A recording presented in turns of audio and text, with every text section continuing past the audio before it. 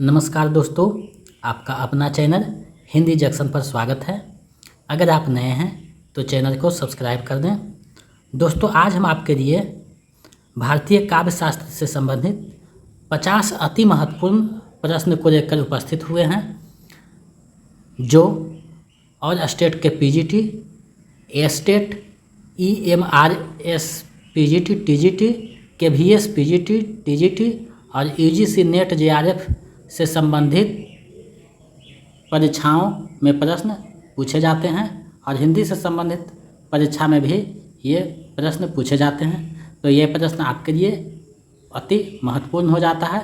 तो उसी से संबंधित 50 प्रश्नों को जो लेकर मैं उपस्थित हुआ हूँ, जो आपके लिए अति उपयोगी है परीक्षा की दृष्टि से। तो आइए इन सब प्रश्नों को देखते हैं। आज का पहला प्रश्न है, इनमें से कौन सा नाम काव्य शास्त्र के स्थान पर भी प्रयुक्त होता है? इनमें से कौन सा नाम काव्य शास्त्र के स्थान पर भी प्रयुक्त होता है? विकल्प ए है काव्य दर्शन, बी है काव्य निष्कर्ष, सी है साहित्य निष्कर्ष, डी है सभी। तो इसका जो सही आंसर हो जाएगा विकल्प डी हो जाएगा। इन तीनों नामों का प्रयोग काव्य शास्त्र के स्थान पे किया जाता है, जो देखने को कहीं कहीं मिलती है। चलिए नेक्स्ट प्रश्न देखते हैं। दूसरा प्रश्न है, भारतीय काव्य शास्त्र के मुख्यतः कितने संप्रदाय हैं? भारतीय काव्य शास्त्र के मुख्यतः कितने संप्रदाय हैं? विकल्प ए है 5 संप्रदाय, बी है 6 संप्रदाय, सी है 7 संप्रदाय, डी है 8 संप्रदाय। तो इसका सही आंसर विकल्प बी हो जाएगा, मुख्यतः 6 संप्रदाय। चलिए नेक्स्ट प्रश्न की ओर बढ़ते हैं। रस संप्रदाय के प्रवर्तक कौन हैं? रस संप्रदाय के प्रवर्तक कौन हैं? विकल्प ए है आचार्य भामा, बी है आचार्य वामन, सी है आचार्य दंडी, डी है आचार्य भरत मुनि। तो इसका सही आंसर विकल्प डी हो जाएगा, आचार्य भरत मुनि जो हैं रस संप्रदाय के प्रवर्तक हैं। चलिए नेक्स्ट प्रश्न देखते हैं। आचार्य भरत मुनि की प्रसिद्ध रचना कौन सी है? आचार्य भरत मुनि का प्रसिद्ध रचना कौन सी है? विकल्प ए है नाट्यशास्त्र, बी है काव्य अलंकार, सी है साहित्य दर्पण, डी है काव्य प्रकाश। तो इसका सही आंसर विकल्प ए हो जाएगा, नाट्यशास्त्र जो है भरत मुनि की प्रसिद्ध रचना है। चलिए नेक्स्ट प्रश्न देखते हैं। 5वां प्रश्न है, किस रचना को पंचम वेद कहा गया है? किस रचना को पंचम वेद कहा गया है? विकल्प ए है रामायण को, बी है महाभारत को, सी है नाट्यशास्त्र को, डी है काव्य प्रकाश को। तो इसका जो सही आंसर हो जाएगा विकल्प सी हो जाएगा। भरत मुनि की जो पुस्तक है नाट्यशास्त्र, उसको पंचम वेद भी कहा जाता है, यह कहा गया है। चलिए नेक्स्ट प्रश्न देखते हैं। 6ठा प्रश्न है, भरत मुनि ने रसों की संख्या कितनी मानी है? भरत मुनि ने रसों की संख्या कितनी मानी है? विकल्प ए है 7, बी है 8, सी है 9, डी है 10। तो इसका सही आंसर विकल्प बी हो जाएगा। भरत मुनि ने रसों की संख्या 8 मानी है। वो अपनी पुस्तक जो है नाट्यशास्त्र में रसों की संख्या 8 बताई है। तो इसका सही आंसर विकल्प बी हो जाएगा। चलिए नेक्स्ट प्रश्न देखते हैं। अलंकारों की संख्या 4 किस आचार्य ने मानी है? अलंकारों की संख्या 4 किस आचार्य ने माना है?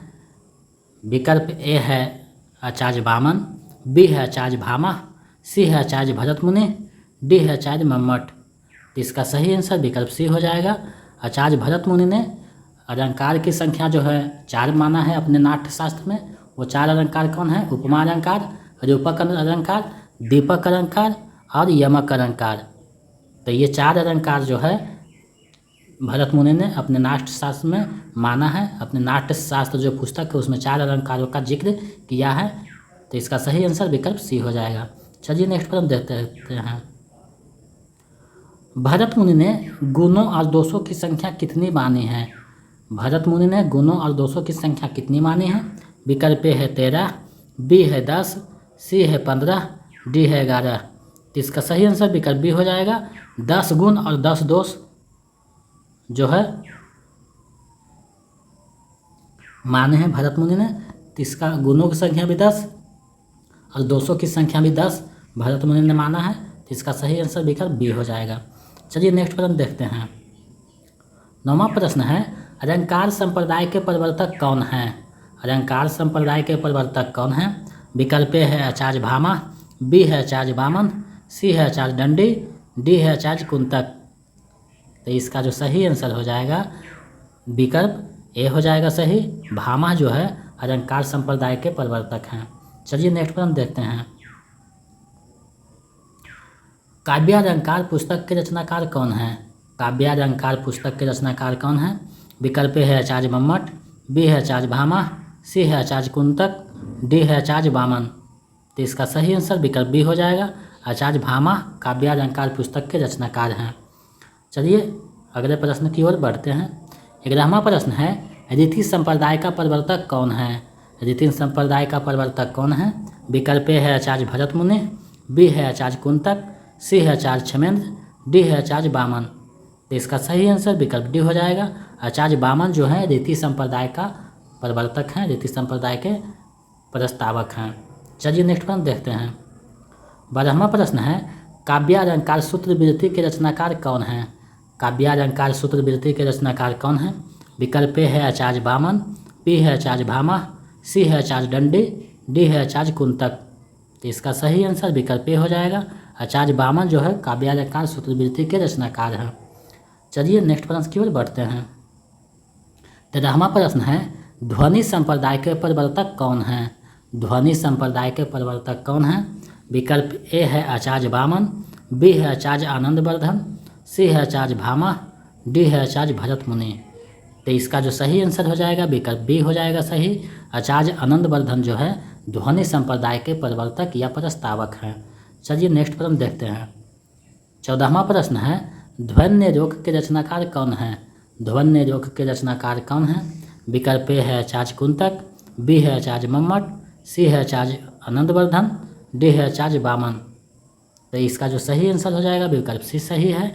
आचार्य आनंदवर्धन जो है ध्वन्यालोक के रचनाकार हैं। चलिए नेक्स्ट प्रश्न देखते हैं। वक्रोक्ति संप्रदाय के प्रवर्तक कौन हैं? वक्रोक्ति संप्रदाय के प्रवर्तक कौन हैं? विकल्प ए है आचार्य कुंतक, बी है आचार्य क्षेमेंद्र, सी है आचार्य मम्मट, डी है आचार्य रुद्रक। तो इसका जो सही आंसर है विकल्प ए सही हो जाएगा। आचार्य कुंतक जो हैं वक्रोक्ति संप्रदाय के प्रवर्तक या प्रस्तावक हैं। चलिए अगले प्रश्न की ओर बढ़ते हैं। 16वां प्रश्न है, वक्रोक्ति काव्य जीवितम के रचनाकार कौन हैं? वक्रोक्ति काव्य जीवितम के रचनाकार कौन हैं? विकल्प ए है आचार्य दंडी, बी है आचार्य मम्मट, सी है आचार्य कुंतक, डी है आचार्य क्षेमेंद्र। तो इसका जो सही आंसर है विकल्प सी सही हो जाएगा। आचार्य कुंतक जो है वक्रोक्ति काव्य जीवितम के रचनाकार हैं। चलिए नेक्स्ट प्रश्न देखते हैं। औचित्य संप्रदाय के प्रवर्तक कौन हैं? औचित्य संप्रदाय के प्रवर्तक आचार्य कौन हैं?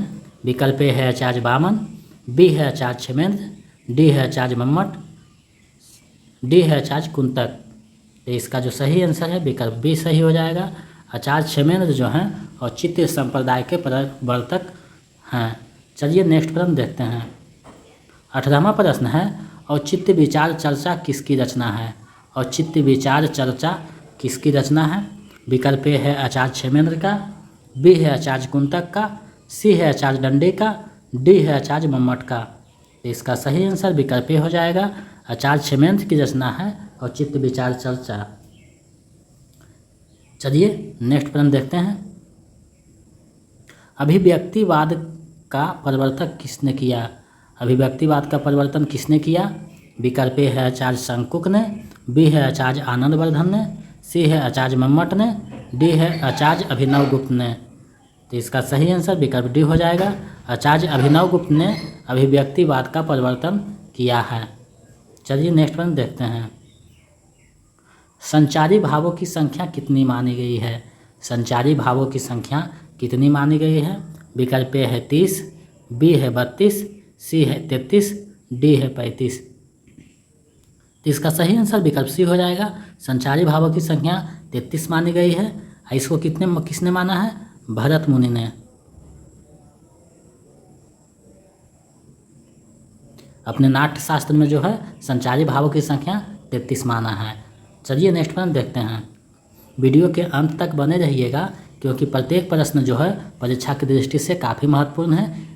काव्य शास्त्र जो है बहुत महत्वपूर्ण टॉपिक हो जाता है यूजीसी नेट और पीजीटी स्टेट आदि प्रश्न जो है एग्जामों के लिए। तो इसको अच्छे से देखिएगा, बहुत जो है गंभीर विषय है, तो इसको आप अच्छे से कीजिएगा और ध्यान में रखिएगा। 21वां प्रश्न है, भुक्तिवाद का प्रतिपादन किसने किया है? भुक्तिवाद का प्रतिपादन किसने किया है? विकल्प ए है आचार्य भट्टनायक, बी है भट्टजोदट, सी है अभिनवगुप्त, डी है आनंदवर्धन। तो इसका सही आंसर विकल्प ए हो जाएगा। भट्टनायक जो है भुक्तिवाद का प्रतिपादन किया है। चलिए नेक्स्ट प्रश्न देखते हैं। काव्यदर्श पुस्तक के रचनाकार कौन हैं? काव्यदर्श पुस्तक के रचनाकार कौन हैं? विकल्प ए है आचार्य दंडी, बी है आचार्य कुंतक, सी है आचार्य वामन, डी है आचार्य भामा। तो इसका जो सही आंसर है विकल्प ए हो जाएगा। आचार्य दंडी जो है काव्यदर्श पुस्तक के रचनाकार हैं। चलिए आगे बढ़ते हैं। 23वां प्रश्न है, वक्रोक्ति अलंकार को अलंकार का प्राण किसने माना है? वक्रोक्ति अलंकार को अलंकार का प्राण किसने माना है? विकल्प ए है आचार्य वामन ने, बी है आचार्य भामा ने, सी है आचार्य दंडी ने, डी है आचार्य मम्मट ने। तो इसका जो सही आंसर है विकल्प बी हो जाएगा। आचार्य भामा ने वक्रोक्ति अलंकार को अलंकार का प्राण तत्व माना है। चलिए नेक्स्ट प्रश्न देखते हैं। ध्वन्य रोक रोचन के रचनाकार कौन है? आनंदवर्धन का जो ध्वन्य रोक रोचन है उसका टीका यानी ध्वन्य रोक रोचन के रचनाकार कौन है? विकल्प ए है आचार्य धनंजय, बी है आचार्य विश्वनाथ, सी है आचार्य उद्भट, डी है आचार्य अभिनवगुप्त। तो इसका जो सही आंसर है विकल्प डी हो जाएगा। आचार्य अभिनवगुप्त जो है ध्वन्य रोक रोचन के रचनाकार हैं। चलिए आगे बढ़ते हैं। 25वां प्रश्न है, आचार्य कुंतक ने वक्रोक्ति के कितने भेद माना है? आचार्य कुंतक ने वक्रोक्ति के कितने भेद माना है? विकल्प ए है 3 भेद, बी है 5 भेद, सी है 6 भेद, डी है 7 भेद। तो इसका सही आंसर विकल्प सी हो जाएगा। आचार्य कुंतक ने वक्रोक्ति का 6 भेद माना है। चलिए नेक्स्ट प्रश्न देखते हैं। 26वां प्रश्न है, रस गंगाधर के रचनाकार कौन है? रस गंगाधर के रचनाकार कौन है? विकल्प ए है आचार्य वामन, बी है आचार्य भामा, सी है आचार्य जगन्नाथ, डी है आचार्य विश्वनाथ। तो इसका सही आंसर विकल्प सी हो जाएगा। आचार्य जगन्नाथ जो है रस गंगाधर पुस्तक के रचनाकार हैं। चलिए नेक्स्ट प्रश्न की ओर बढ़ते हैं।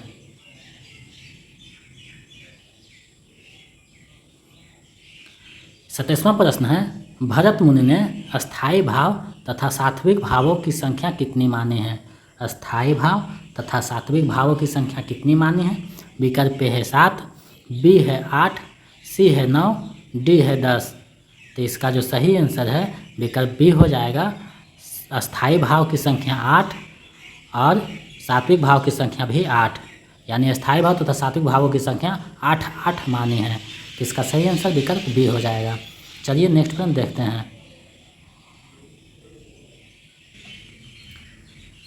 28वां प्रश्न है, साहित्य दर्पण के रचनाकार कौन है? साहित्य दर्पण के रचनाकार कौन है? विकल्प ए है जगन्नाथ, बी है विश्वनाथ, सी है अभिनवगुप्त, डी है आनंदवर्धन। तो इसका जो सही आंसर हो जाएगा विकल्प बी हो जाएगा। विश्वनाथ जो हैं साहित्य दर्पण के रचनाकार हैं। चलिए आगे बढ़ते हैं। 29वां प्रश्न है, अनुमितिवाद का प्रतिपादन किसने किया? अनुमितिवाद का प्रतिपादन किसने किया? विकल्प ए है आचार्य वामन ने, बी है आचार्य भट्टनायक ने, सी है आचार्य शंकुक ने, डी है आचार्य भामा ने। तो इसका सही आंसर विकल्प सी हो जाएगा। आचार्य शंकुक जो है अनुमितिवाद के प्रवर्तक या प्रतिपादन किए हैं। चलिए नेक्स्ट प्रश्न देखते हैं। 30वां प्रश्न है, काव्यालंकार सार संग्रह किसकी रचना है? काव्यालंकार सार संग्रह किसकी रचना है? विकल्प ए है आचार्य दंडे का, बी है आचार्य उद्भट का, सी है आचार्य रुद्रट का, डी है आचार्य भरत मुनि का। तो इसका जो सही आंसर है विकल्प बी हो जाएगा। आचार्य उद्भट जो है काव्यालंकार सार संग्रह के रचनाकार हैं। चलिए आगे बढ़ते हैं। 31वां प्रश्न है, सर्वप्रथम अलंकारों का वैज्ञानिक अध्ययन किसने किया? सर्वप्रथम अलंकारों का वैज्ञानिक अध्ययन किसने किया? विकल्प ए है आचार्य मम्मट ने, बी है आचार्य उद्भट ने, सी है आचार्य रुद्रट ने, डी है आचार्य जयदेव ने। तो इसका सही आंसर विकल्प सी हो जाएगा। आचार्य रुद्रट ने सर्वप्रथम अलंकारों का वैज्ञानिक अध्ययन जो है किया था। चलिए नेक्स्ट प्रश्न देखते हैं। वैदर्भी, गौड़ी एवं पांचाली ये तीन किसके प्रकार हैं? वैदर्भी, गौड़ी एवं पांचाली ये तीन किसके प्रकार हैं? विकल्प ए है रस के, बी है अलंकार के, सी है गुण के, डी है रीति के। इसका सही आंसर विकल्प डी हो जाएगा। रीति के जो है प्रकार हैं वैदर्भी रीति, गौड़ी रीति और पांचाली रीति। चलिए नेक्स्ट प्रश्न देखते हैं। काव्य प्रकाश के रचनाकार कौन हैं? काव्य प्रकाश के रचनाकार कौन हैं? विकल्प ए है आचार्य दंडी, बी है आचार्य मम्मट, सी है आचार्य वामन, डी है आचार्य शंकुक। तो इसका सही आंसर विकल्प बी हो जाएगा। आचार्य मम्मट जो हैं काव्य प्रकाश के रचनाकार हैं। चलिए आगे बढ़ते हैं। 34वां प्रश्न है, वाक्यम रसात्मकम काव्यम यह किसका काव्य सूत्र है? वाक्यम रसात्मकम काव्यम यह किसका काव्य सूत्र है? विकल्प ए है आचार्य विश्वनाथ का, बी है आचार्य वामन का, सी है आचार्य भरत मुनि का, डी है आचार्य भामा का। तो इसका सही आंसर विकल्प ए हो जाएगा। आचार्य विश्वनाथ का काव्य सूत्र है। ये सारे सूत्र जो हैं आपको अच्छे से ध्यान में रखना है, याद कर लेना है, कहीं ना कहीं प्रश्न में ये पूछे जाते हैं। चलिए नेक्स्ट प्रश्न देखते हैं। 35वां प्रश्न है, रस मीमांसा किसकी रचना है? रस मीमांसा किसकी रचना है? विकल्प ए है आचार्य हजारी प्रसाद द्विवेदी का, बी है आचार्य भरत मुनि का, सी है आचार्य रामचंद्र शुक्ल का, डी है आचार्य विश्वनाथ का। तो इसका सही आंसर विकल्प सी हो जाएगा। आचार्य रामचंद्र शुक्ल का जो है रचना है रस मीमांसा। चलिए नेक्स्ट प्रश्न देखते हैं। 36वां प्रश्न है, ऋतिदात्मा काव्यस्य किसकी उक्ति है? ऋतिदात्मा काव्यस्य किसकी उक्ति है? विकल्प ए है आचार्य मम्मट का, बी है आचार्य रुद्रट का, सी है आचार्य भामा का, डी है आचार्य वामन का। तो इसका सही आंसर विकल्प डी हो जाएगा। आचार्य वामन का उक्ति है ऋतिदात्मा काव्यस्य। चलिए नेक्स्ट प्रश्न देखते हैं। 37वां प्रश्न है, आचार्य मम्मट के अनुसार काव्य के कितने प्रयोजन हैं? आचार्य मम्मट के अनुसार काव्य के कितने प्रयोजन हैं? विकल्प ए है 5 प्रयोजन, बी है 6 प्रयोजन, सी है 7 प्रयोजन, डी है 8 प्रयोजन। तो इसका सही आंसर विकल्प बी हो जाएगा। 6 प्रयोजन जो है आचार्य मम्मट के अनुसार माने गए हैं। चलिए नेक्स्ट प्रश्न देखते हैं। तंत्र रोग और तंत्रसार किसकी रचना है? तंत्र रोग और तंत्रसार किसकी रचना है? विकल्प ए है आचार्य जगन्नाथ का, बी है आचार्य वामन का, सी है आचार्य अभिनवगुप्त का, डी है आचार्य भामा का। तो इसका सही आंसर विकल्प सी हो जाएगा। आचार्य अभिनवगुप्त का जो है ये रचना है तंत्र रोग और तंत्रसार। चलिए नेक्स्ट प्रश्न देखते हैं। 39वां प्रश्न है, रमणीयार्थ प्रतिपादकः शब्दः काव्यम किसकी काव्य परिभाषा है? रमणीयार्थ प्रतिपादकः शब्दः काव्यम किसकी काव्य परिभाषा है? विकल्प ए है आचार्य वामन का, बी है आचार्य विश्वनाथ का, सी है आचार्य मम्मट का, डी है आचार्य जगन्नाथ का। तो इसका सही आंसर विकल्प डी हो जाएगा। आचार्य जगन्नाथ का ये काव्य परिभाषा है। चलिए नेक्स्ट प्रश्न देखते हैं। उत्पत्तिवाद का प्रतिपादन किसने किया है? उत्पत्तिवाद का प्रतिपादन किसने किया है? विकल्प ए है भट्टनायक ने, बी है विश्वनाथ ने, सी है भट्टरोदक ने, डी है जगन्नाथ ने। इसका सही आंसर विकल्प सी हो जाएगा। भट्टरोदक ने उत्पत्तिवाद का प्रतिपादन किया था। चलिए नेक्स्ट प्रश्न देखते हैं। 41वां प्रश्न है, विभावानुभाव व्यभिचारी संयोगत रस निष्पत्ति संबंधी सूत्र किसका है? विभावानुभाव व्यभिचारी संयोगत रस निष्पत्ति संबंधी सूत्र यह किसका है? विकल्प ए है आचार्य वामन का, बी है आचार्य जगन्नाथ का, सी है आचार्य भामा का, डी है आचार्य भरत मुनि का। तो इसका सही आंसर विकल्प डी हो जाएगा। आचार्य भरत मुनि का ये रस निष्पत्ति सूत्र है। बहुत महत्वपूर्ण प्रश्न है, VVI प्रश्न है ये, इसको आप ध्यान में रखिएगा। ये जो है VVI प्रश्न है। चलिए नेक्स्ट प्रश्न देखते हैं। भरत मुनि के नाट्य शास्त्र में भावों की संख्या कुल कितनी गिनाई गई है? भरत मुनि के नाट्य शास्त्र में भावों की कुल संख्या कितनी गिनाई गई है? विकल्प ए है 45, बी है 43, सी है 49, डी है 47। तो इसका सही आंसर विकल्प सी हो जाएगा। 49 जो है भावों की संख्या गिनाई गई है, जिसमें जो है अस्थाई भाव 8 है, सात्विक भाव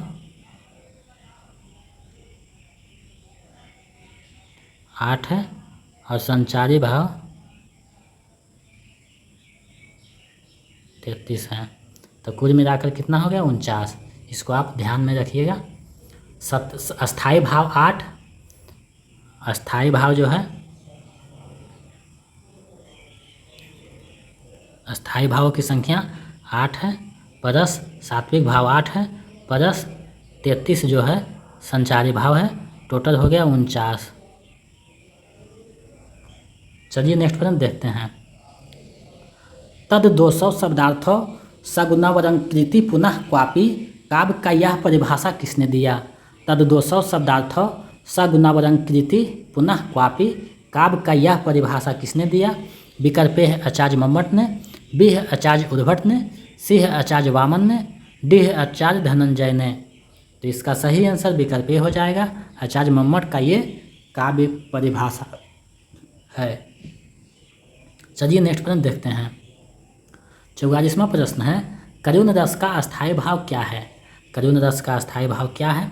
विकल्प ए है प्रेम, बी है रति, सी है वीर, डी है शोक। तो इसका सही आंसर विकल्प डी हो जाएगा, शोक जो है करुण रस का अस्थायी भाव है। चलिए नेक्स्ट प्रश्न देखते हैं। 45वां प्रश्न है, हृदय दर्पण नामक ग्रंथ की रचना किसने किया? हृदय दर्पण नामक ग्रंथ की रचना किसने किया? विकल्प ए है भट्टरोदक ने, बी है भट्टनायक ने, सी है विश्वनाथ ने, डी है जगन्नाथ ने। तो इसका सही आंसर विकल्प बी हो जाएगा, भट्टनायक जो है हृदय दर्पण नामक ग्रंथ की रचना किया है। चलिए नेक्स्ट प्रश्न देखते हैं। 46वां प्रश्न है, शरीरम तब दिष्टार्थ व्याविच्छिन्ना पदावली काव्य के संदर्भ में यह कथन किसका है? शरीरम तब दिष्टार्थ व्याविच्छिन्ना पदावली काव्य के संदर्भ में यह कथन किसका है? विकल्प ए है आचार्य मम्मट का, बी है आचार्य रुद्रट का, सी है आचार्य वामन का, डी है आचार्य दंडी का। तो इसका सही आंसर विकल्प डी हो जाएगा, आचार्य दंडी का ये काव्य सूत्र है। चलिए नेक्स्ट प्रश्न देखते हैं। 47वां प्रश्न है, काव्य का प्राण तत्व रस को किसने माना है? काव्य का प्राण तत्व रस को किसने माना है? विकल्प ए है आचार्य भरत मुनि ने, बी है आचार्य कुंतक ने, सी है आचार्य जगन्नाथ ने, डी है आचार्य वामन ने। तो इसका जो सही आंसर है विकल्प ए हो जाएगा, आचार्य भरत मुनि ने रस को जो है काव्य का प्राण तत्व माना है। चलिए नेक्स्ट प्रश्न देखते हैं।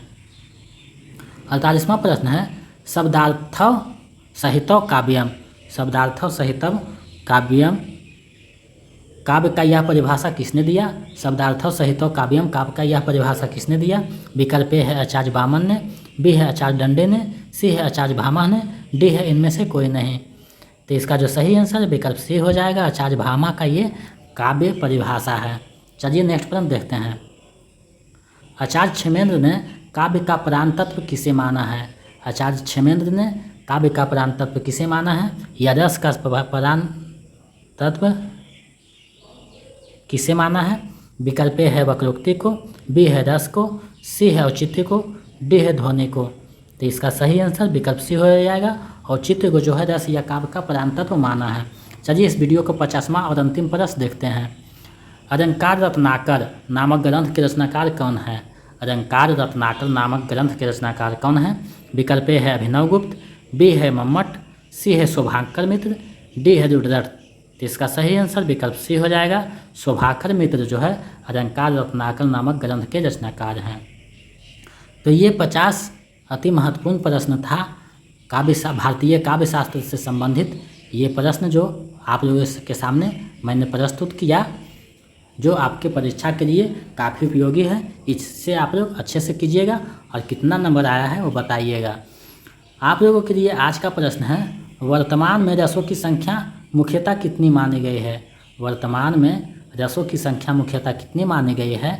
इसका जवाब आप लोग कमेंट सेक्शन में दीजिएगा, ताकि हम समझ सकें कि आप लोग भी गहरी अध्ययन करते हैं। और अगर आप हमारे पिछले वीडियो देखना चाहते हैं तो डिस्क्रिप्शन में प्लेलिस्ट का लिंक दिया हुआ है, वहां से आप देख सकते हैं। और नहीं तो अपने मनपसंद वीडियो जो है हमारे चैनल के होम पेज पर जाकर देख सकते हैं और अपने तैयारी को मजबूती दे सकते हैं।